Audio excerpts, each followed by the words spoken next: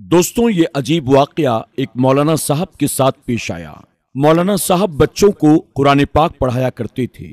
सुबह सुबह मस्जिद में सारे बच्चे इकट्ठा हो जाते और मौलवी साहब से कुरान पाक की तालीम हासिल किया करते थे। ये सब उसी मोहल्ले के बच्चे थे। बहुत सादा और बहुत अच्छा दौर हुआ करता था। ना ही पढ़ाने वालों को किसी किस्म का लालच था और ना ही पढ़ने वालों को। मौलवी साहब अक्सर बच्चों को पढ़ाने की कोई फीस नहीं लेते थे। बस मोहल्ले के लोग उन्हें खाने पीने और नाश्ते का सामान मुहैया करा देते, क्योंकि मौलवी साहब का इस दुनिया में कोई भी नहीं था, यानी उनके घर वाले नहीं थे। मौलवी साहब तकरीबन 70 साल के हो चुके थे, मगर अभी तक सेहतमंद और तंदुरुस्त थे। सुबह सवेरे जब बच्चे पढ़ने के लिए आते तो किसी न किसी घर की ड्यूटी होती कि मौलवी साहब के लिए वो नाश्ता अपने साथ लेकर आते। चाय के साथ पराठे, अंडे या फिर सालन होता। लोग बहुत खुशदिली के साथ मौलवी साहब को नाश्ता भेजा करते थे। मौलवी साहब खाने पीने के बहुत शौकीन थे, लेकिन रुपए पैसों का उन्हें कोई लालच नहीं था। मस्जिद में नमाजें पढ़ाने की उन्होंने कभी कोई फीस या तनख्वाह नहीं ली। मस्जिद का एक कमरा उनकी रिहाइश के लिए मिला था, जहां पर मौलवी साहब रहा करते थे। मोहल्ले के लोग बढ़ चढ़कर उनकी खिदमत करते और उन्हें इस बात की कभी कमी महसूस नहीं होने दी कि उनकी कोई औलाद या उनका अपना घर बार नहीं है। तनख्वाह की उन्होंने कभी भी खुद से डिमांड नहीं की। अच्छे कपड़े और दूसरी जरूरत की तमाम चीजें मोहल्ले वाले पूरी कर दिया करते थे। मौलवी साहब बहुत खुश थे। मोहल्ले के लोग भी उन्हें अपना बड़ा बुजुर्ग समझते थे। मस्जिद का छोटा सा सहन था, जिसमें नमाजियों के लिए चटाई बिछी होती थी, जिस पर तमाम लोग नमाजें अदा करते थे, जबकि मस्जिद के अंदरूनी हिस्से में अच्छे किस्म की कालीन बिछी हुई थी। लेकिन अक्सर गर्मियों में मौलवी साहब मस्जिद में बच्चों को बाहर बिठाकर सहन में पढ़ाया करते थे। उन्हीं दिनों एक लड़का मौलवी साहब के पास मस्जिद में सिपारा पढ़ने के लिए आने लगा। बच्चों को नहीं पता था कि यह बच्चा कौन है, लेकिन वो बच्चा उस मोहल्ले का नहीं था। मौलवी साहब से एक दिन किसी बड़े आदमी ने पूछा, ये बच्चा कौन है? तो मौलवी साहब ने बताया कि उनके किसी जानने वाले ने उसे उनके पास भेजा है ताकि उसे कुरान पाक पढ़ा दिया जाए। वह ऐसी जगह पर रहता है जहां आसपास कोई मस्जिद नहीं है और उसका घर आबादी से बहुत दूर है। वो बच्चा बड़ा खामोश था। हर वक्त खामोश बैठकर सर झुकाए पढ़ता रहता। बच्चों ने कभी उसे कोई फालतू बात करते हुए नहीं देखा था। अक्सर बच्चे एक दूसरे के साथ हंसी मजाक करते थे, मगर वो बच्चा किसी से कोई बात नहीं करता था। मौलवी साहब कोई भी हुक्म देते तो फौरन उनका हुक्म सुनता। अगर नाश्ते के बर्तन किसी के घर वापस पहुंचाने होते तो वो फौरन उठता और भागकर बर्तन पहुंचा देता था। वो तमाम काम बहुत मुस्तैदी के साथ किया करता था। जबकि दूसरे बच्चे अक्सर काम में सुस्ती करते तो मौलवी साहब से उन्हें डांट सुननी पड़ती थी। एक दिन बारिश हो रही थी और उस दिन कुछ ही बच्चे मस्जिद में पढ़ने के लिए आए थे। बच्चों की तादाद बहुत कम थी। बारिश में वैसे भी बच्चे बहुत कम मस्जिद में आया करते थे और वो लड़का भी खामोशी से सर झुकाए अपनी किताब पढ़ने में मगन था। मौलवी साहब अक्सर खुशी के मूड में होते तो बच्चों के सामने दिल की बातें करने लग जाते थे। मौलवी साहब उस दिन मूड में थे। कहने लगे, आज तो मेरा दिल चाह रहा है कि कश्मीर के सुर्ख और लजीज सेब खाऊं। मुझे कश्मीर के सेब बहुत पसंद हैं। मौलवी साहब इतना कहकर खामोश हो गए और थोड़ी देर के बाद कोई काम याद आया तो उठकर मस्जिद के अंदरूनी हिस्से की तरफ बढ़े। फिर कुछ लम्हों के बाद मौलवी साहब बाहर आए तो उनके चेहरे पर हैरत नुमाया थी। उनके हाथ में एक सुर्ख रंग का सेब था। मौलवी साहब कहने लगे, ये सेब अंदर पड़ा हुआ मुझे मिला है, तुम बच्चों में से किसी का तो नहीं है? बच्चों ने इनकार में अपना सर हिला दिया। मौलवी साहब हैरत से सेब को देखने लगे और फिर बैठ गए और कहने लगे, हैरत है, सेब तो कश्मीरी है और मुझे ऐसा मालूम होता है जैसे मेरी ख्वाहिश पर अल्लाह ताला ने इसे मेरे लिए भेज दिया हो। बच्चे मौलवी साहब की बातें सुनकर हैरान हो रहे थे, मगर उस वक्त बच्चों में इतनी अक्ल नहीं थी कि उनकी बातों को समझ सकते। मौलवी साहब मजे लेकर सेब को खाने लगे। बच्चों को इस बात का कुछ पता ही नहीं था कि ये सेब कहां से आया। इसी तरह एक दिन सुबह के वक्त पढ़ते हुए मक्खियां बहुत भिनभिना रही थीं और मौलवी साहब उनकी वजह से बहुत बेजार मालूम हो रहे थे। मौलवी साहब कहने लगे, आज गर्मी बहुत ज्यादा है, अगर हवा तेज चल रही होती तो मक्खियां यूं मुझे तंग न करती। मौलवी साहब ने इतना कहा ही था कि हवा का एक तेज झोंका कहीं से आ गया और हवाओं के जोर की वजह से एकदम भिनभिनाती हुई तमाम मक्खियां वहां से गायब हो गईं। मौलवी साहब बड़े हैरान हुए कि एकदम अचानक से ऐसा कैसे हो गया। जब से वो बच्चा पढ़ने के लिए मौलवी साहब के पास आने लगा था, तभी से अजीबोगरीब वाकयात होने लगे थे। मस्जिद के एक कोने में एक पत्थर की बनी हुई बड़ी सी टंकी थी और टंकी के साथ ही एक कुआं था। कुएं से टंकी में पानी भरा जाता था ताकि नमाजियों के लिए वजू का इंतजाम किया जाए। टंकी भरने के लिए हर बच्चे की ड्यूटी लगाई जाती थी कि फला बच्चा आज के दिन उस टंकी को भरेगा। मौलवी साहब ने एक दिन उसी पुरअसरार बच्चे को पानी भरने के लिए टंकी पर भेजा। मस्जिद के बैरूनी हिस्से की तरफ एक अलग सी जगह पर वो टंकी थी। बच्चा 5 मिनट ही में टंकी को भरकर वापस आ गया। तो मौलवी साहब ने कहा, क्या तुमने टंकी भर दी? तो उसने कहा, जी मौलवी साहब। मौलवी साहब ये सुनकर हैरत से पूछने लगे, 5 मिनट ही में तुमने टंकी भर दी? लड़का कहने लगा, मौलवी साहब आप खुद चलकर देख लो, मैंने टंकी को भर दिया है, शायद आपको पढ़ाने में वक्त का एहसास ना हुआ हो। मौलवी साहब अपना सर झटक कर रह गए। अगले दिन भी मौलवी साहब ने उस बच्चे को आजमाने के लिए टंकी भरने के लिए भेजा। वो जल्दी से टंकी भरकर वापस आ गया। अब तो मौलवी साहब का माथा ठनक गया, मगर वो खामोश रहे। बहाने बहाने से बच्चे से कुछ काम लेने लगे। मौलवी साहब को महसूस हुआ कि उस बच्चे में कुछ खास बात है जो बाकी लड़कों में नहीं थी। एक दिन कुछ बच्चे वहां पर बैठे हुए थे। वो बच्चा पढ़कर वापस चला गया। इतने में मोहल्ले के हाजी साहब आकर मौलवी साहब के पास बैठ गए। शायद मौलवी साहब ने उन्हें बुलाया था। बच्चे भी कान लगाकर उनकी बातें सुनने लगे। मौलवी साहब कहने लगे, हाजी साहब मैं तो नहीं जानता कि ये बच्चा किसका है, मगर जब से ये आया है मुझे बड़ी सहूलत सी हो गई है।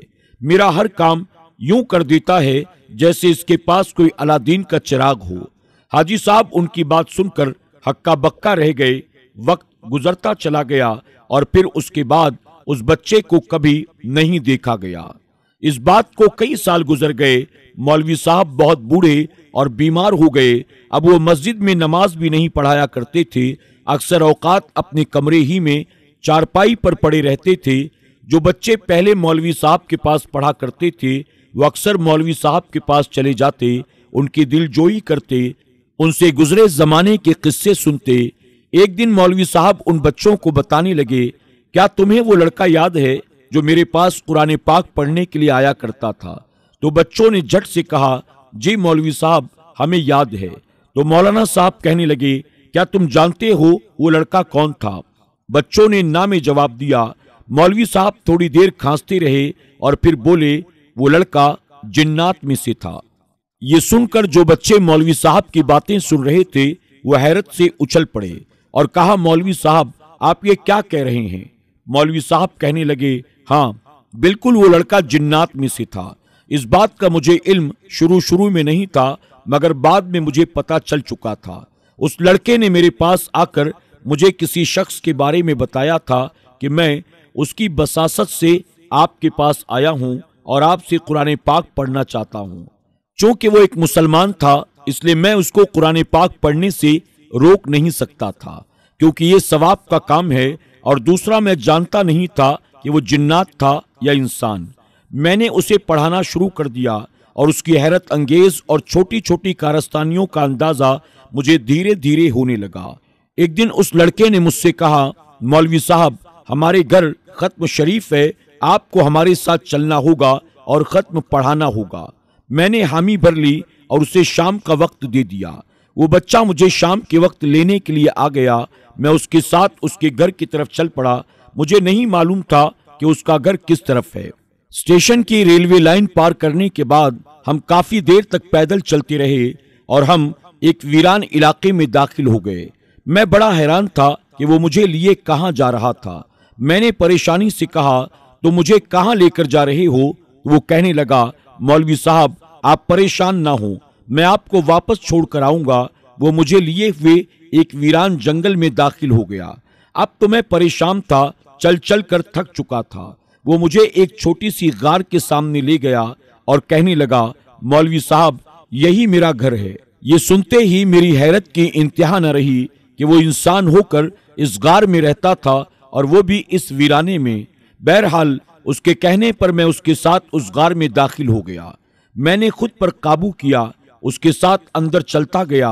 अंदर कुछ लोग पहले से मौजूद थे। उन्होंने मेरी खूब आवभगत की और खत्म के लिए सामान लाकर सामने रखना शुरू कर दिया। शाम का अंधेरा तेजी से फैल रहा था और मुझे परेशानी लाहिक हो रही थी। मैंने जल्दी जल्दी खत्म पढ़ाया और कहा, चलो मुझे वापस छोड़ाओ। जब मैं उठने लगा तो एक बूढ़ा आदमी आगे बढ़ा और कहने लगा, मौलवी साहब, हम गरीब लोग हैं, आपकी बहुत खिदमत तो नहीं कर सकते, मगर हमारी तरफ से ये नजराना रख लें। उसने एक पोटली मेरी तरफ बढ़ा दी। मैंने पोटली खोलकर देखा तो उसमें कुछ कोयले थे। मुझे दिल ही दिल में बड़ा गुस्सा आया कि इतनी दूर आया तो मुझे क्या दे रहा है, कोयले। मैंने कहा, भाई नहीं, ये तुम रहने दो, मुझे कुछ नहीं चाहिए। वो कहने लगा, नहीं मौलवी साहब, आप ये रख लो, इसके अलावा आपको खाना भी देंगे। मैंने कहा, हाँ ठीक है, मुझे खाने का सामान बांध दो। उन्होंने एक बड़े से थैले में मुझे खाने का ढेर सारा सामान दे दिया और एक हाथ में कोयले की थैली पकड़ा दी। मैंने खाना उस लड़के को पकड़ा दिया और वो मुझे साथ लेकर वापसी की तरफ चल पड़ा। मुझे दिल ही दिल में बड़ा गुस्सा आ रहा था कि इतनी दूर भी आया तो मिला क्या, कोयला और थोड़ा सा खाने का सामान। जब स्टेशन के पास पहुंचे तो उस लड़के ने खाने का सामान मुझे पकड़ाया और कहने लगा, मौलवी साहब, ये आप रख लो। मैं दिल ही दिल में अल्लाह का शुक्र अदा करता हुआ अपने घर पहुंच गया। वो लड़का चलते चलते मुझसे कहने लगा, मौलवी साहब, आपका बहुत बहुत शुक्रिया, आपने मेरी इज्जत रख ली, दुआओं में याद रखिएगा। इतना कहकर वो लड़का वापसी के लिए मुड़ गया। खाने पीने का सामान मैंने पकड़ लिया और कोयले निकाल निकाल कर बेकार समझकर मैंने फेंकना शुरू कर दिया। मैं कोयले फेंकता चला जा रहा था और घर पहुंचते पहुंचते मेरे पास 2-4 कोयले ही बाकी रह गए थे। मैंने वो चारपाई पर रख दिए और बैठकर सोचने लगा कि खामखा में इतनी तकलीफ की, चल चल कर भूख की शिद्दत महसूस हो रही थी। मैंने थैला उठाकर खाने का सामान निकाला तो मैं ये देखकर दंग रह गया कि खाने पीने का सामान जो उन्होंने मेरी आंखों के सामने उस थैले के अंदर डाला था वो खराब हो गया था। मैं बड़ा हैरान था। अचानक मेरे जहन में एक धमाका हुआ और मैं सारी बात समझ गया कि वो लोग इंसान नहीं बल्कि जिन्नात के गिरोह में से थे। मैंने फौरन कोयले की थैली निकाल कर देखी। ये देखकर मैं हैरान रह गया कि जो चंद बचे कुचे कोयले थे वो मेरे सामने सोने की तरह जगमगा रहे थे। वो सोने के टुकड़ों में तब्दील हो चुके थे। मुझे बड़ी हैरत हुई कि ये भला क्या हो गया, लेकिन मैं सारी बात समझ चुका था कि वो जिन्नात थे और वो बच्चा जिन्नात में से था। मैं सोचने लगा कि मैंने सारे कोयले क्यों फेंक दिए। मैं उठकर फौरन वापसी की तरफ भागा और स्टेशन के पास जाकर कोयले ढूंढने लगा। मैं इधर उधर दौड़ता रहा और काफी देर तक तलाश किया, लेकिन मुझे कोयले के वो टुकड़े न मिले और न मिलने वाले थे। शायद उस लड़के को मालूम हो गया था कि मैं कोयले के टुकड़े फेंकता चला जा रहा हूं। मैं जैसे जैसे कोयले के टुकड़े फेंक रहा था तो शायद उस लड़के ने वो टुकड़े उठाकर अपने पास रख लिए थे। रात में मैं सोचने लगा कि ये मुझसे क्या हो गया। सुबह सुबह उठकर मैंने एक मोहल्ले के आदमी को साथ लिया और दोबारा उन रास्तों पर जाकर कोयलों को तलाश करने की कोशिश की। मैंने बहुत ढूंढा लेकिन मुझे कोई कोयला नहीं मिला। मैंने उसका दोबारा घर जाकर भी देखने की कोशिश की कि शायद वो मुझे मिल जाए, मगर मुझे अच्छी तरह से याद है मैं उसके साथ जिस जगह पर गया था अब वहां पर किसी गार का नामो निशान नहीं था और ना ही वहां पर कोई टीला था। मैं वापस अपने घर चला आया। तो दोस्तों, आज की वीडियो में बस इतना ही। उम्मीद करते हैं कि आज की ये दिलचस्प वीडियो आपको जरूर पसंद आई होगी। दोस्तों, जिन्नात के बारे में आपकी क्या राय है? अगर जिन्नात की ऐसी कोई कहानी आप भी जानते हो तो कमेंट बॉक्स में लिखकर हम तक उसे जरूर पहुंचाने की कोशिश करें। और साथ ही साथ अगर आपने हमारी आज की वीडियो को लाइक नहीं किया तो अभी लाइक कर लें। अगर आप हमारे चैनल पर नए आए हैं, आपने इसे सब्सक्राइब नहीं किया तो अभी सब्सक्राइब कर लें और आइंदा आने वाले ऐसे ही वीडियोस की नोटिफिकेशन के लिए बेल आइकन को क्लिक करना न भूलें। बहुत जल्द एक और नई और दिलचस्प वीडियो के साथ आपकी खिदमत में हाजिर होंगे। तब तक के लिए हमारी पूरी टीम को इजाजत दें। अपना ख्याल रखें। अल्लाह हाफिज।